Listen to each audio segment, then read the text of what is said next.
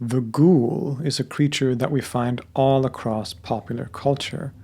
They are dangerous mutants in the Fallout series of video games, undead monsters in Dungeons and Dragons, and of course Ghoul was the original name used for the zombies in George Romero's Night of the Living Dead. One of the things that we can note about all these different ghouls is precisely that. They are very different from each other. So what is the ghoul really? Where does it come from? Well, both the creature itself and the name, ghoul, actually comes originally from Arabic and Islamic culture, where we find many accounts and folk tales about this frightening creature, and where it has been discussed and debated from theological, rational, scientific, and philosophical perspectives. So in honor of this year's spooky season, sometimes also called Shocktober here on the channel, let's take a look at the frightening creature known as the ghoul.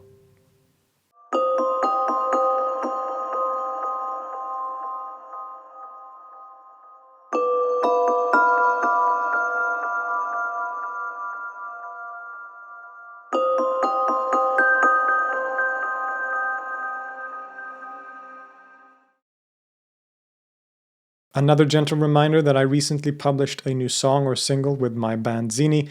It's an alternative rock song with influences from Middle Eastern music, so go check that out if you're interested in that, and let me know what you thought and share it with your friends and so on if you liked it. Thank you so much for listening.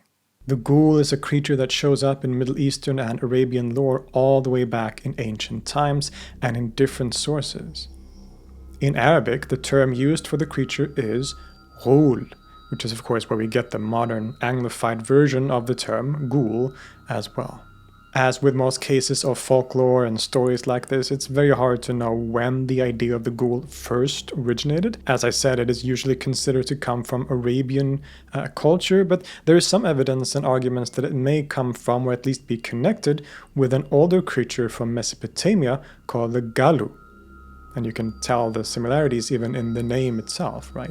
The Galu were demons of the underworld in Mesopotamian culture and mythology, very frightening creatures.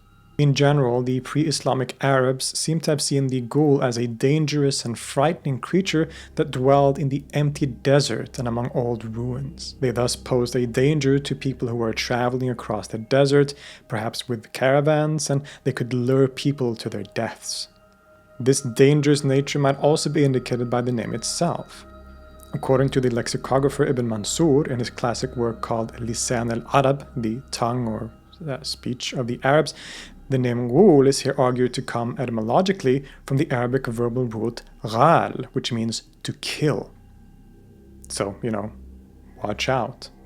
There is, for example, a story told about Arqam bin Abu al-Arqam, one of the companions of the Prophet Muhammad, whose son was supposedly kidnapped by a ghoul when he was on a desert journey. The ghoul had disguised itself as a woman and pretended to be the boy's attendant. There is also another popular story about Omar ibn al-Khattab, another companion and the second of the Rashidun caliphs. And this story goes that presumably before he joined Muhammad's movement, Omar was on his way. He was walking, across the desert plains of Arabia on his way to Syria, maybe as part of some sort of trade venture. And in the desert, he suddenly encounters a ghoul. And the ghoul asks him, "Where are you going?" But Omar refused to answer the ghoul. And so, just like out of a horror movie, the ghoul is then said to turn its head completely around. But this doesn't even seem to frighten Omar at least that much, because he just raises his sword and cuts the ghoul down, kills it, specifically by striking it once between the head and the shoulder. And this might become important later on.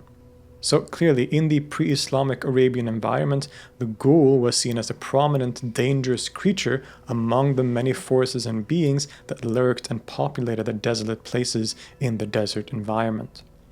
Traveling alone in the desert, especially at night, or hanging out among old ruins, could be dangerous, and creatures like the ghoul embodied those fears. But what was the ghoul more specifically? Like, what is its characteristics? Where does it come from? What's the story? Well, for this, we have to look a bit further down in history, a bit later on in many of the great chroniclers and scholars and philosophers of the post-Islamic era. The Quran doesn't really mention ghouls at all, at least not directly, and the hadith literature, the traditions of the sayings of the Prophet Muhammad, is unclear. There are some hadiths where the Prophet talks about ghouls, but they are mostly hadiths that at least many Muslim scholars consider inauthentic. So, in other words, there isn't really any firm basis for this creature in the sacred sources of Islam, which has led to the variety of approaches that later Muslim scholars would have towards this creature. Some have rejected the existence of ghouls altogether, seeing it just as a myth, whereas others have accepted it completely. And this partly comes down to the relationship of the ghoul with jinn. Indeed, while the ghoul isn't mentioned in the Quran, the jinn definitely are. There is even a full surah of the Quran called the Jinn. Jinn are, of course, a elusive being said to be created from smokeless fire and which are mostly invisible to human beings. They inhabit the world around us and have communities of their own, and while popular assumption might make you assume that they are just inherently evil, like akin to Christian demons basically, this is not really the case. Jinn are creatures that can be both good or evil, either friendly or malevolent, and they have religious communities and countries of their own. The word jinn is, of course, where we get the more famous term genie in English, as in the genie of the lamp, and this is an anglified version of the singular form of the word, which is jinni. Now, because the jinn are so widely attested in the Quran and Hadith literature, it's basically part of normative Islamic belief that they are real. Of course, people have given different interpretations of them, even to the point of allegorizing or metaphorizing them, but a complete rejection of their existence is kind of out of the question. But when we look at different accounts and descriptions, there isn't full agreement on whether the ghoul is a species of jinn, or if it's a separate creature in itself. Of course, the specific definition of the jinn and the categorization of different jinn is not something that was consistent or agreed upon in Arabic or Islamic literature either. Some see jinn as a much broader category for all invisible, ethereal creatures, whereas others have a much more narrow definition. But I would say that, at least according to the research that I've been able to do, it seems that the most common position among Islamic/Arab scholars is that the ghoul is it's a type of jinn. It belongs in the wider category of jinn. But the thing about the ghoul is, aside from some of the general characteristics that we have just described, there's a variety of different and sometimes conflicting descriptions in the literature. In an article by Ahmed Al-Rawi, he gives this description, quote, "According to Abu al-Wafa, a ghoul is the male genie and the female is called Si'alwa, and the plural is Ghailan." Sa'id ibn Ibrahim al-Tasturi, in his Mudhkar wal-Mu'annath, disagrees with this explanation and states that a ghoul is a feminine being denoting the enchantress of genies. In addition, Al-Jahiz noted that Arabs used to generally refer to the ghoul as a female creature. And in Jamharat al-Lugha, Ibn Durayd mentions the term Qutrub for the male ghoul, a name that also has the meaning of madman or drugs. We can also look at a really interesting book from the 13th century, the Ajaib al-Makhluqat wa Gharaib al-Mawjudat, The Wonders of Creation and Oddities of Existence by Zakaria al-Qazwini. This is another compendium telling various strange legends and stories from the wider Islamicate world, including strange and mysterious creatures and what's known today as cryptids, right? Mythical beasts and creatures out there. In a section about the ghoul, he says, quote, "The most famous of them is the ghoul. They claim that the ghoul is a strange and deformed animal not under the command of nature, who goes out alone, does not seek the company of others, and becomes bestial. It seeks out the empty wastes and can resemble both humans and beasts. They can appear to those who travel by themselves at night or in moments of seclusion or solitude. They will be led to believe that it is a fellow traveler, but it will then lead them away from the path. Some say that when the devils, the shayateen, wanted to eavesdrop on heaven basically, a meteor struck them so that some of them were burned, some fell into the sea and became crocodiles, and some fell on land and became ghouls." Al-Jahiz said, "The ghoul is anything from among the jinn that spreads corruption and can take on different shapes and garments. So a lot of different accounts, but a very prominent theme is that ghouls are usually female creatures, or at least that they take on female form, and that they can lure travelers in the night away from the path to hurt them or even kill them, right? There are stories where travelers are told that if they see smoke in the distance, they are never supposed to go toward the smoke, because that could be a ghoul that's trying to lure them there. And they use different techniques to, lure people in, especially people alone wandering the deserts, and then they will kill them and sometimes even eat them. One of the earliest and most famous sources from the Islamic period comes from the famous scholar, philosopher, and Mu'tazili theologian Al-Jahiz. Among many of his other accomplishments, he wrote a book called Kitab al-Hayawan, the Book of Animals, a massive 7-volume zoological encyclopedia describing many animals and creatures of the world. And among many other things, he talks about the ghoul. In another article, the same author Al-Rawi says, quote, he said the ghoul was believed to attract travelers by setting fire at night. Subsequently, the travelers would lose their direction.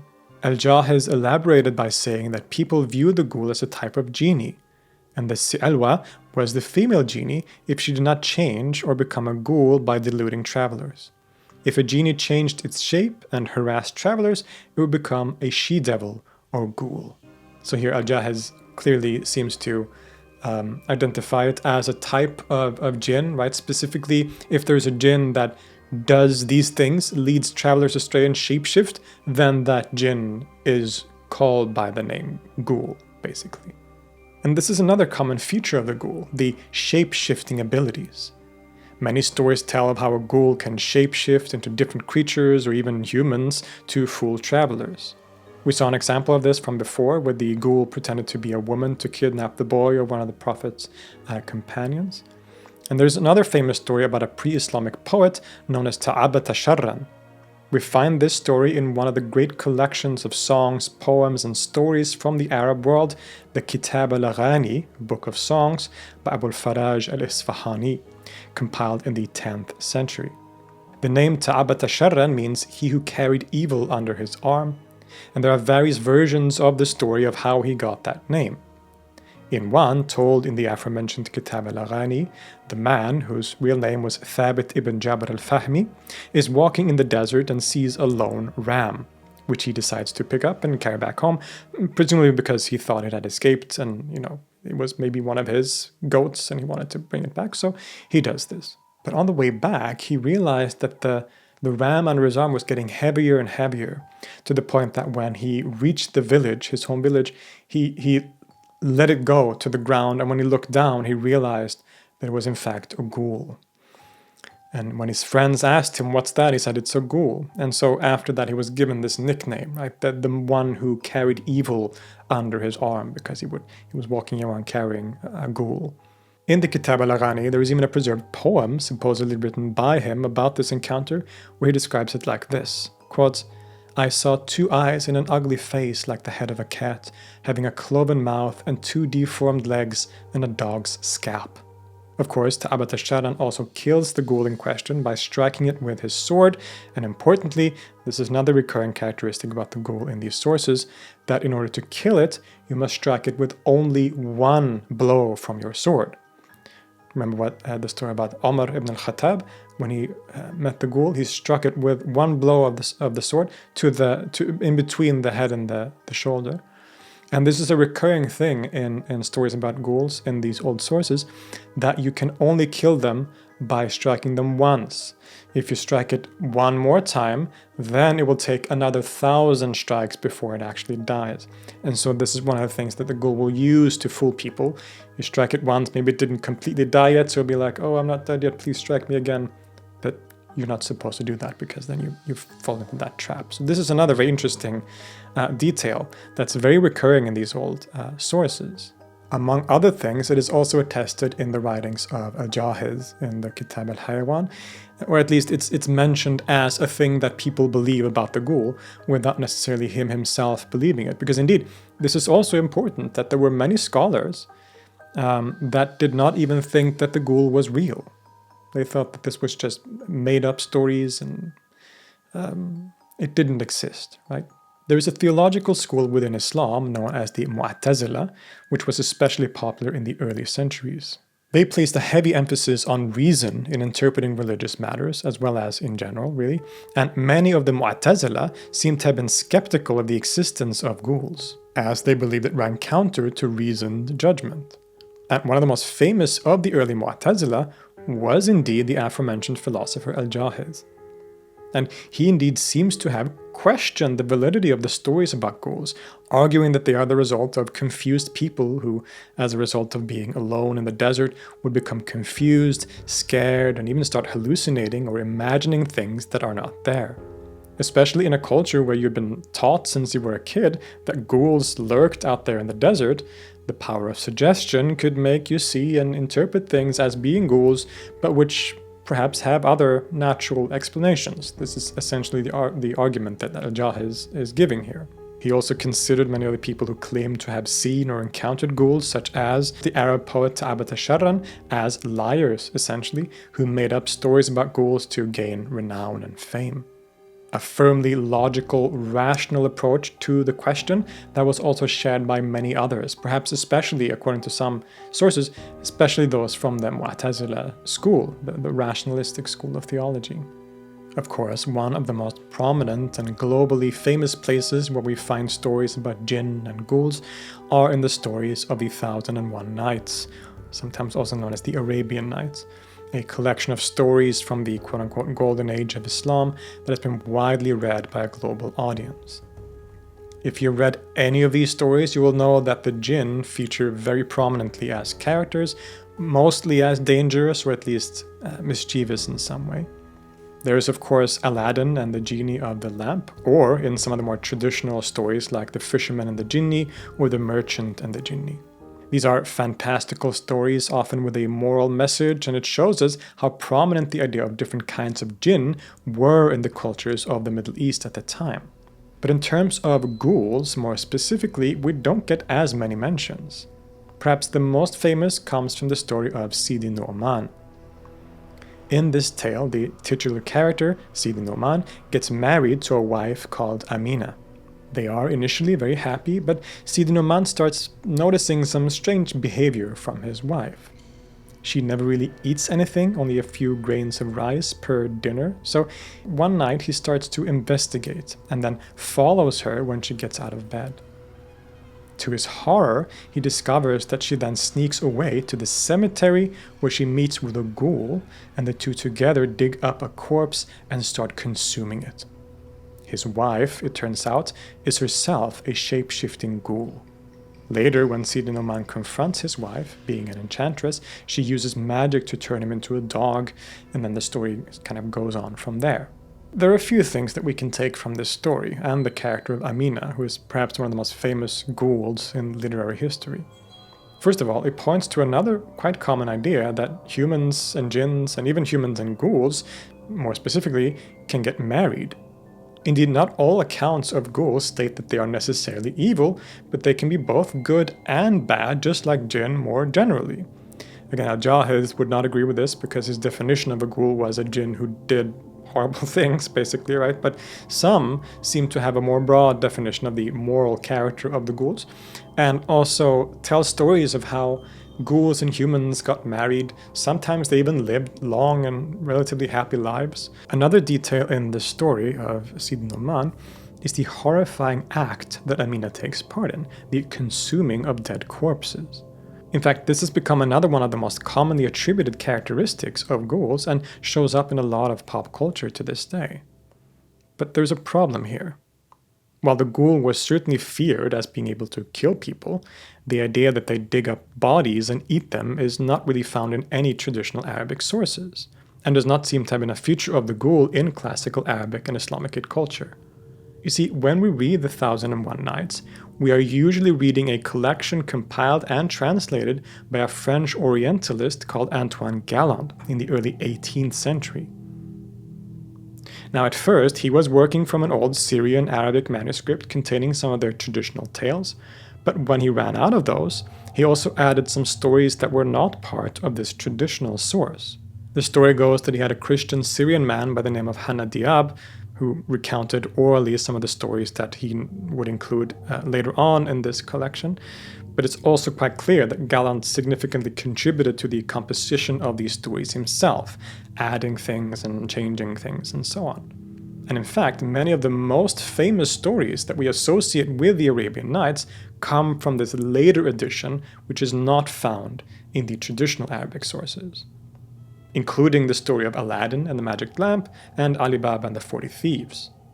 And also, significantly, the story of Sidi Nu'man, where we find the Ghula Amina.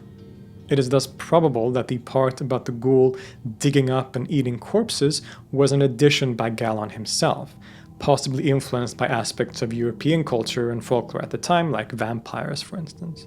So while this is one of the most widely, quote-unquote, known characteristics of the ghoul, it is not one that goes back to the Arabic version of the creature, but is a modern invention. And with that said, folklore, of course, is always changing and transforming, so it doesn't necessarily mean that any of this is inaccurate or wrong, but it's still something that is maybe helpful to keep in mind. Instead, the many traditions and stories of ghouls from the Arabic-speaking world, while varied and diverse of course, follow most of the general characteristics that we outlined before. One of the most famous ghouls from the Islamic world is called Aisha Khandicha. She's a female ghoul, or a ghoul that takes female form, and is a prominent feature of folklore in Morocco in particular. She's said to be a beautiful, younger-looking woman who is especially thought to hang around water, either by the sea or lakes, or even just the water canals in larger cities like Fez. She particularly lures young men to follow her through her beauty, and then, if they don't manage to escape, she will kill them. The only thing that can be used as clues to give away her monstrous identity is that her feet are cloven like that of a goat or a camel. Aisha is a prominent aspect of Moroccan lore, and there are other similar ghouls or jinn of Moroccan folklore also called Aisha, which are sometimes seen as different forms of this one dangerous monster.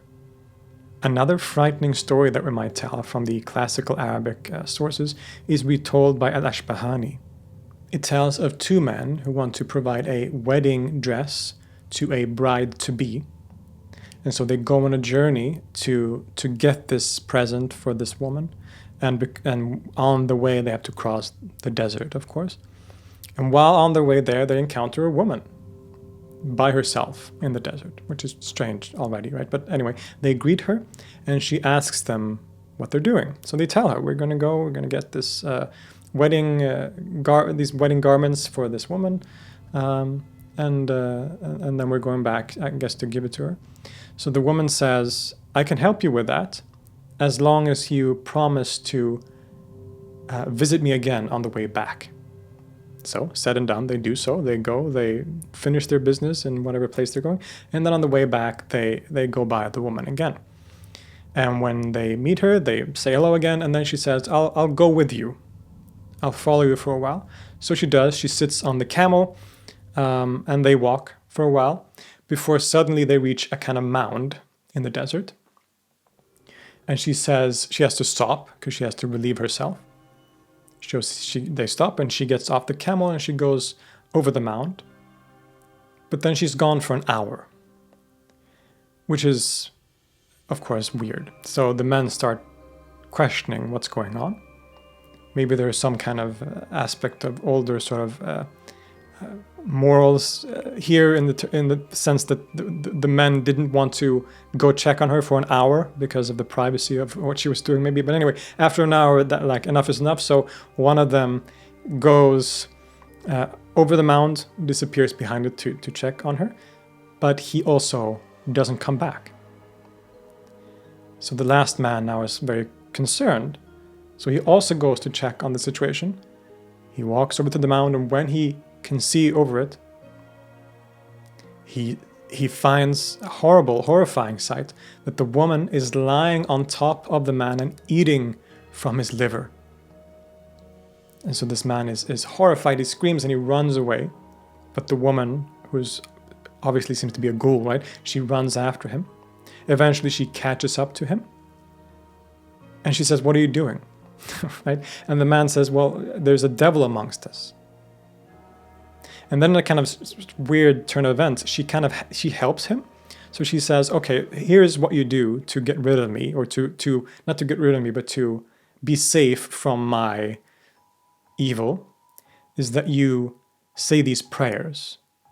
And this might go back to certain prayers that we find, I think, in some hadith literature with the Prophet. In those hadiths where the ghouls are mentioned, there are some where the hadith, or where the Prophet tells his companions to say certain prayers, like parts of the Quran and other prayers, to ward off ghouls and evil. So he does what she says. He says these prayers, and as he does, the skies open up, and she is struck by fire and like explodes basically and dies.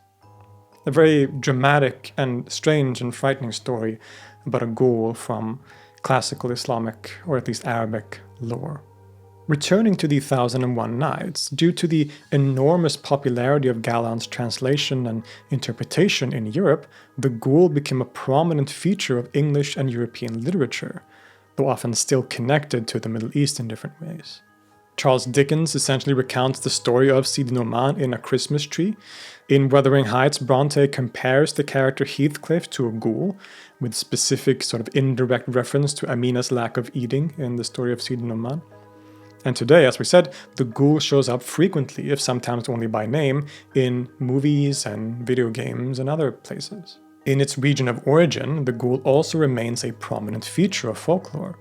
Perhaps not as widely believed in or widespread as in other eras of history, but especially in more rural areas where life is lived more traditionally, the ghoul is still feared, especially for those living in or at the edge of deserts, whose empty, quiet wastes still inspire awe and fear, and in which this fearful creature has always been thought to live. Thank you so much for joining me for this year's spooky season, or Shocktober. I hope this was an interesting dive into the world of ghouls. For the next couple episodes, we'll see. I think I'm working on an episode about alchemy, maybe alchemy generally or alchemy in the Islamic world. I might do an episode on the Emerald Tablet, we'll see, but there's going to be some spooky stuff this October as always, so look forward to that. Of course, I am very much looking forward to that. I hope everything is well with all of you out there, and would like to give a special shout out, first of all, to myself, because I just released my new song, Tasting, with my band Genies. As I mentioned in the beginning, this is an alternative rock song with influences from Middle Eastern music, so check that out if you're interested in that, and share it with your friends if you like it. And then a shout out, of course, to my patrons over on patreon.com who support me and my work here monetarily, which is highly appreciated, and I'm deeply grateful and humbled that people want to support me. If anyone else wants to become a patron and support this project of bringing free educational content on the world's religions and philosophies, then there are links to that in the description. You can also support by just liking, commenting, and subscribing on the channel. Thank you all so much. It's all very much appreciated. If you're interested in my work, you can follow me on my socials, on Instagram and TikTok and so on. It's on the screen. Or subscribe to my other channel, Philip Holm, where you find my music and content about music, including that new song, which you should check out. So go there, subscribe, and keep an eye out for new content there as well. And for now, thank you so much, and look forward to more spooky content in the coming weeks. I'll see you then.